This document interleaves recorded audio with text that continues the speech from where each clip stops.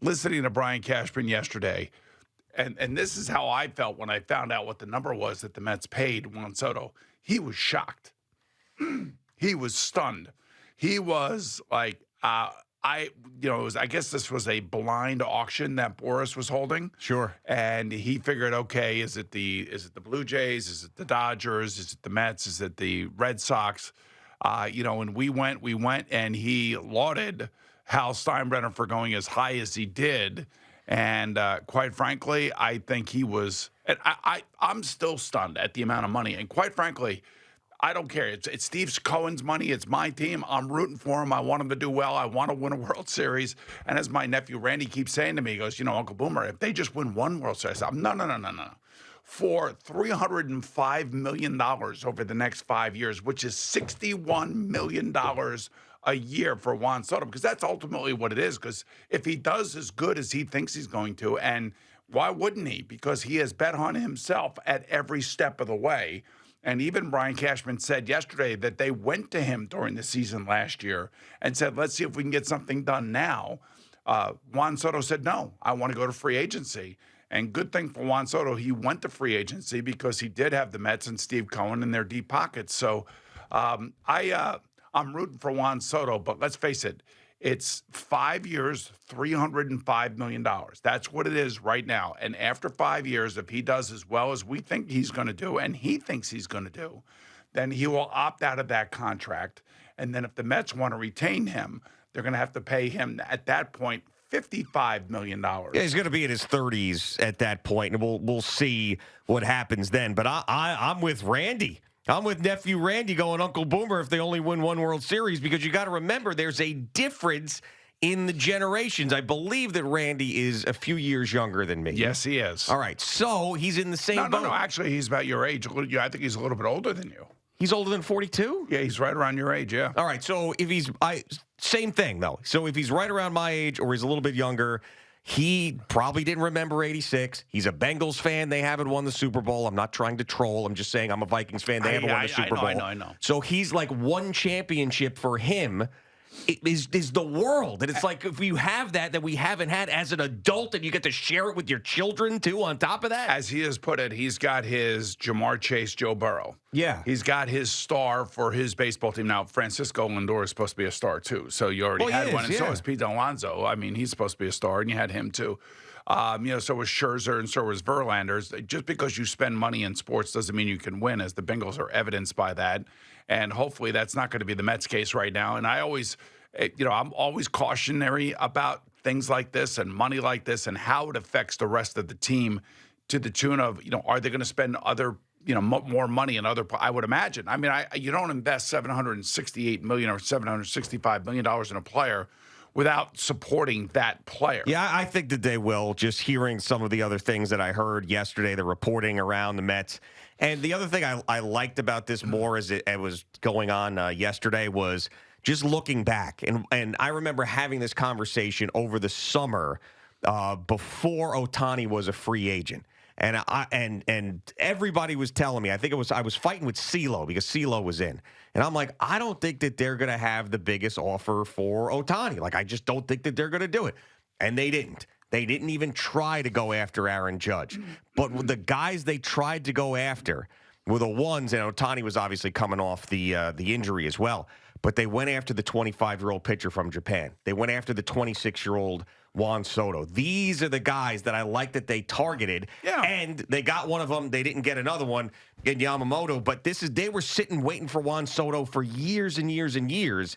And that's why they pushed and went all in. And as you said yesterday in the open, he hit at the right time. It was sort of like Tony Romo at CBS, where ESPN had just gotten Monday Night Football and they wanted to make a splash and his contract was up. And all of a sudden he got $17 million. Juan Soto was a great player. He was going to get paid a lot. But when you have the New York Yankees trying to retain a player, the New York Mets trying to change that entire area there, trying to get a downstate casino license, Steve Cohen, the richest owner, the Dodgers out in the West building a dynasty, $700 million they had last offseason for Ohtani. Now it's Snell. Now it's this.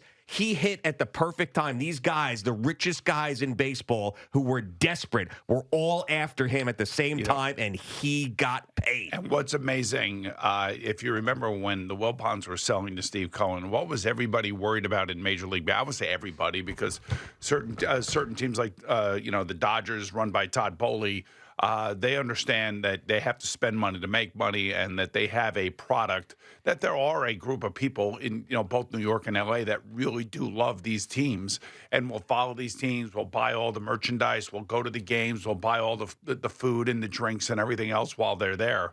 But the problem is 3/4 of the league has no shot at any of this. Yeah. There is a have and a have, and we know this about baseball, and we have known it for quite some time.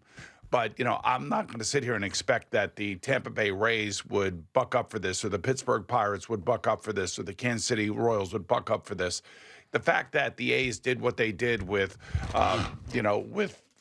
Severino is amazing to me. But I still think you have a major, major problem in baseball in terms of if you want, parity, like the other leagues all want parity. It's so top heavy, and this is such a crazy number. I'm not against it. I just want to make that clear. I'm not against it. I'm all for the player making as much money as he possibly can. And if the owner wants to spend it like this, God bless him, especially my owner, my team owner. But I will say that, baseball, to me, this is one of the biggest problems with baseball. You can mess with the rules all you want, but if you are, and I guess nobody really cares about the Rays fan or the Pirates fan or somebody else. What? I'm smelling a sports minute. I can't. That sounded like a sports minute take. I can't do it. I can't do it. Was that a sports minute take right there? The have and the have-nots? Was it? A little bit. Yeah, I thought so. I knew it. I knew the way you were going off there. That was a sports minute take. I have to, like I keep telling you, the sports minutes, I know you hear them here and people hear them here, but they are nationally I understand. promoted. So people need to hear a balanced understanding of what is happening with the business of baseball. Hey, look, I'm like I said, again, 100% all for Juan Soto betting on himself and getting as much money as he possibly can. Couple of things. One, it has actually gotten better than it used to be because of this luxury tax and the way that it gets spread out to the smaller market teams. Now, what those teams do with that money, that's a different story. You've got some owners that will invest it back into the roster. You have some that just pocket it and say, hell, I can run the business the way I want to run the business. There's no rules here. All right, let me ask you this question. Do you think at all, if, like, say, the Cleveland Guardians called, if the Pittsburgh Pirates called, or the Rays called, or the Angels called. Angels are a big market team, and they have spent big money, and certainly it hasn't worked out for them either. But do you think if any of those teams called that Juan Soto would have taken that call? Well, of course, at this point, those teams for years and years and years have been, well, not the Guardians, but I think if they were in the same mix with the money, yes. I mean, why not? If they were willing to go as far as those other teams, why would Scott Boras not listen? I mean, we said it for all day yesterday that it was about the money for him and he was going to take every last dollar. So if one of those franchises was willing to give him more, he certainly would have considered it. I mean, hell, he left the Yankees to go to the Mets because of the money. So that's one part of it is the fact that it has gotten better. It used to be really, really bad when there was no salary cap. There's still no salary cap, but no luxury tax, no nothing. This competitive balance tax has come in and made a little bit better than it used to be. And the other thing is, you don't have to spend money to win. If you are a general manager or an owner in some of these other places, you got to go about it differently. Like the Kansas City Royals, who signed Bobby Witt Jr. to an 11-year, $288 million deal, which is probably going to look like a bargain in a couple of years. Kind of looks like a bargain right now, quite frankly. So they did that. What the Atlanta Braves have done over the years, even though they have a little bit of money, they don't have Yankee, Met, Dodger money. They sign these guys early, the drafting and developing. So it's not the only way you win. Although we just saw it with the LA Dodgers this past year, they were clearly the best team. And I also would say we saw it with the Yankees because they did have 4 guys over $30 million per, and they also added Juan Soto via trade, which is very smart by them. And that Juan Soto trade got them to the World Series. The World Series didn't work out great. It was not a great experience for Yankee fans, but your team got to the World Series. That's the point. Like I listened to Brian Cashman yesterday, I know that Yankee fans are, disappointed that they weren't able to re-sign Juan Soto, but your team is coming off of the World Series. And for whatever it's worth, and like I said, I always try to, especially when I talk about the Yankees, because I'm not a Yankee hater. There are Brian Cashman sucks. No, I'm not a Yankee hater. What I am is I try to explain that, in a sport that's almost impossible to stay relevant every single year. The Yankees have been able to do that for the most part. They've been able to stay within the playoff mix for years and years and years. And I know it all comes down to championships. That's the part that really, pisses me off, because that's the Ranger fan in me too. Like, I want a championship. I don't want to see lackadaisical play against the worst goddamn team in the league. You know what I'm saying? And I don't want to see lackadaisical play against a goddamn goalie who, has a losing record and stinks and shows up at MSG and becomes Ken Dryden, for God's sake. Yeah. I mean, I need people with a little more sense of urgency. I need a coach that's going to, elicit the most out of the players that he have that won a goddamn President's Trophy last year. Do you understand what I'm saying? I understand what you're saying. So yes. listen, this is, I mean, we're in a weird spot here because we got both football teams that stink. Both football teams could be looking for new coaches and new general managers. Interesting article by Mark Cannizzaro in the Post today about, him recommending that the Giants don't change GM and coach, that stability is the key. But I was thinking that stability is the key and something that I always am advocating for, but I'm also advocating for ruthless GM play. I want my GM to make hard decisions, eye-opening decisions, and make my team better, and which I think is what Brian Cashman has done. Yeah, I think David Stearns has done that too. By the way. And just back to, because when you're talking about the problem that baseball has, and I do agree with you. So we were having this silly golden at-bat rule discussion because they think baseball thinks that that's going to get more eyeballs to the sets. And I always say the thing that's going to get more eyeballs to the sets is more markets being involved.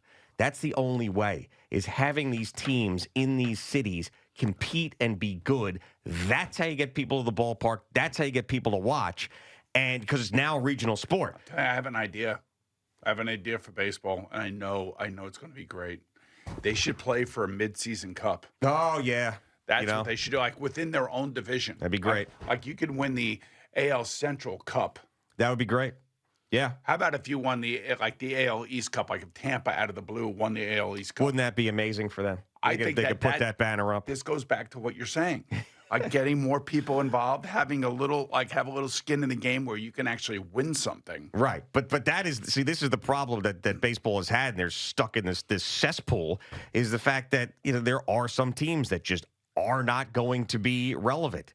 And we've seen them come up a little bit, the Royals with winning the World Series, the Pirates went to a couple wild cards, but it's not sustainable. What I think? For those organizations. Whereas in these other places, any city, any franchise can be great. You know what I would do right now if I were Juan Soto?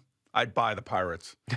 I would buy the Pirates. Conflict of interest. No, I'd play for the Mets, but I'd buy the Pirates, and then watch him hold down salaries. I wonder, what do you think that organization is worth? Probably about a $1.2 billion or something. Yeah, I don't know, somewhere around there.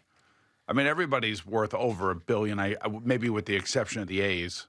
1.32 billion, according to Forbes. All right, so I don't know how much money they invested. They're certainly making money on their product. Not a lot of money. Plus, with the competitive balance tax and everything else that they're given, the subsidies, if you want to call them those. Right. Is there a lot of subsidies these days? Seems like that seems like the word of choice.